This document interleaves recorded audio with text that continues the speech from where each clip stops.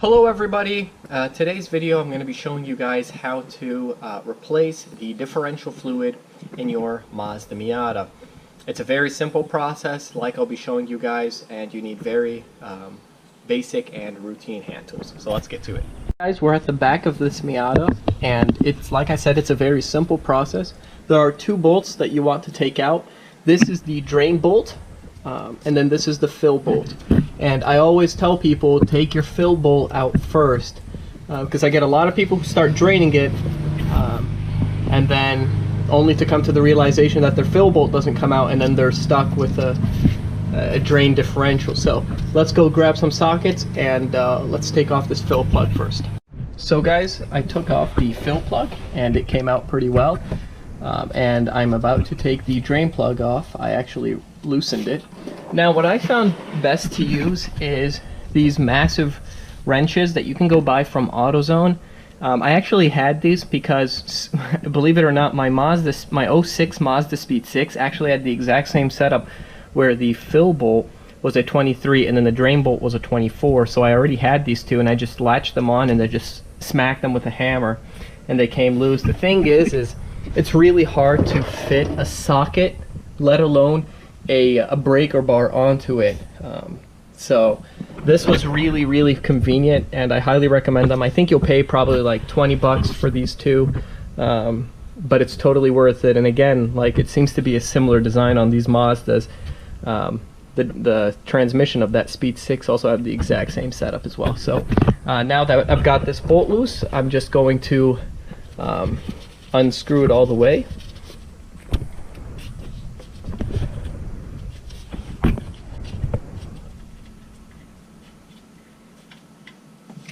And let the fluid come out. And in the meantime, I guess I'll show you the drain bolt. It's good to clean them. One of them's got magnets on it, so you want to make sure you clean it. And I don't know how well you can tell on camera, but I'm glad I'm doing this job because it's much needed on this neglected, poor old car. So let's get to that transmission fluid, and I guess what I should do next is kind of tell you guys what fluid to use. The fluid that I'm going to be using is a 75 weight 90. Mazda recommends that if you do live in colder weather to up this to an 80 weight, but that's if you only live in severely cold weather like Russia type weather. Now I know I know a lot of you guys are probably going to rip me for the SuperTech, but I really like them, and I know a lot of people who work up in various other branded companies, and they said they basically supply to SuperTech. So Walmart doesn't make its own oil, it buys it and then rebrands it. So I'm okay with buying it, and I've had great success using it. What you do want to watch out for is that it's full synthetic. You want to make sure it's full synthetic, and the biggest important part is that it's API service GL5. That's the most important part. And then 75 weight 90. Now for my transmission and for my turret, I'm actually going to be using a more quality oil. I'm going to be using MT90, and this one is a GL4, and that goes in your transmission and in your turret shifter. So make sure to know that difference. That transmission and turret take GL4, while the differential takes GL5. So now that I've got the fluid, you're not going to just be able to pour it in like you would do with just like oil or anything. You're actually going to need to get a pump and pump this into the differential. So let me go grab that. Here's my, I guess, contraption. When filling it up, you've got the tube going in to the bottle, which then goes to the pump. The pump is super easy to use. You can buy it from any local auto parts store. As you can see, there's an in and then there's an out. The in goes into the bottle, and then the out is where the fluid is going to be dispersed at, which would be your differential.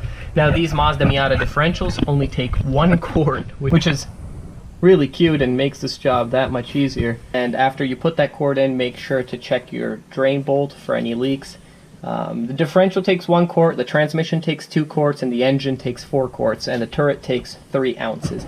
But engine and transmission, those are for another video. So let me continue pumping this in, and you want to keep pumping until fluid falls out. And when fluid starts falling out, that means you've filled it to the max. Guys, so I've gotten everything bolted up and inspected. You don't want to tighten these things down very hard. You are tightening them down into aluminum. So you could end up stripping them or damaging the threads. So I just like to get them snug. In fact, the way I like to tighten it up is just tighten it up until fluid doesn't keep falling out, and give it a good turn and make sure nothing will come loose. Of course, you can always put Loctite and whatnot. You know, out of all the jobs that I do on cars, differential and transmission on manual transmissions is probably my worst because of the gear oil. You know, with all the millions of dollars car companies spend for R&D, I'm surprised they still haven't found a way so that, you know, us guys can stop using that ridiculous pump and maybe have like a fill tube like in the trunk or something that leads to the I don't know, something like that. But you know, it's always the messiest job, and I can never get it perfect. So filled it all up, tighten all the bolts down. I'd wait probably 15 minutes, lower it back down, make sure you have no leaks before driving. So guys, I know I mentioned in the video that I like to use the SuperTech, and I wanted to prove to you guys that I use it not because it's just the cheapest, but you know, because I also have, as you can see, the Mobile One fully synthetic. I've got 2 bottles of it actually, and then I've got 3 of the Valvoline one.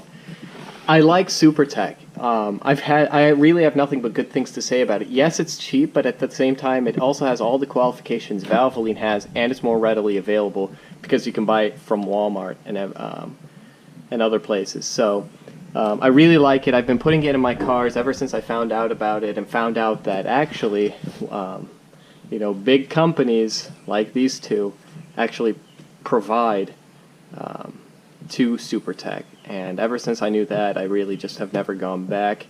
And that's why these things sit on the shelf while I keep getting more SuperTech. So guys, I hope you guys found this video to be informative and it helped you out to change the differential fluid on your Miata. This process should work for any Miata, the NA, the MB, NC, and ND. The bolt location might be in a different location for those newer generation ones, but it's practically all the same. If you do run into any other issues that I didn't run into, or if you have any comments or questions, make sure to comment them below and I'll be sure to respond to them as soon as possible. Thank you all for watching.